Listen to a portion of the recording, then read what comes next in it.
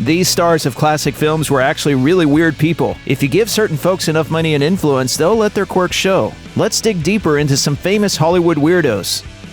James Stewart may have had a mild-mannered screen persona, but in real life he was a certified tough guy. He flew a bomber over Europe in World War II when he was already famous, doing so spectacularly well that he was awarded with multiple military distinctions. And class act that he was, he even had it written into his Hollywood contracts that his war record could never be used to promote a movie. But perhaps the craziest chapter in his life was when he became an international smuggler. The story gets even weirder when you hear what Stewart was smuggling. He was tasked with transporting the mummified hand of a Yeti from Nepal to the United Kingdom, which he did by hiding it in his wife's lingerie. This was in the 1950s, at a time when it still seemed possible that there was an abominable snowman hiding out in the Himalayas somewhere. A group of Nepalese monks was known to have a supposed Yeti hand in their possession, and Stewart, who was in India at the time, was considered the best person to smuggle it out for testing. As you might suspect, the hand turned out to be fake.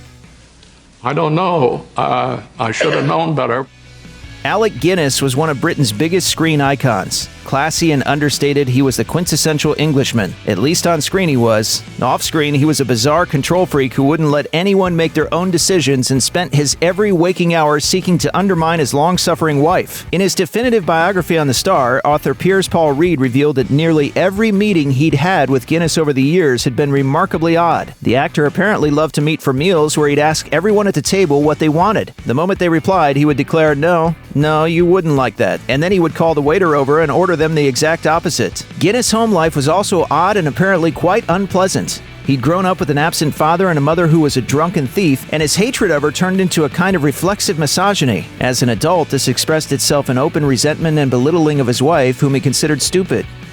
Tippi Hedren is best known for fleeing from flocks in Alfred Hitchcock's The Birds, but in real life she wasn't particularly scared of wild animals, as she shared her Hollywood home with a fully grown 400-pound male lion. This unlikely setup developed from Hedren's conservation work. She's been active in the field of saving big cats for decades and has won hosts of awards for her efforts. Hedren's lion, Neil, had the run of the house and would saunter through the living room when guests were visiting. At the time, the actress was living with her daughter, Melanie Griffith. Every now and then, she'd let Griffith and Neil share a bed, which is exactly as terrible an idea as it sounds. Thankfully, Neil didn't maul Hedren, eat Griffith, or kill any guests. However, they later got other lions, and each family member was attacked at one time or another, including on the set of the 1981 film Roar, which led to Griffith needing 50 stitches on her face. Hedren has since admitted that keeping a lion in her house was, quote, stupid beyond belief. Teeth that are huge with claws that are so strong, you will never be on an equal with them.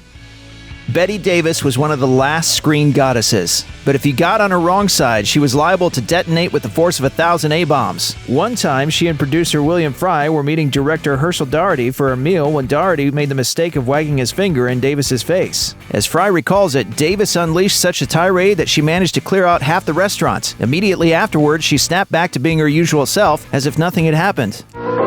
Fasten your seatbelts. It's going to be a bumpy night. Legendary as Davis' temper was, her obsessive attention to detail was almost equally notorious. When the film A Stolen Life needed to cast a dog, Davis didn't allow a pet casting director to get involved, as she instead personally auditioned every mutt in Los Angeles. The dog didn't even have a huge role, as it was only in one key scene. According to director Curtis Bernhardt, Davis' efforts were wasted anyway, as the dog was too scared of her to do any canine acting.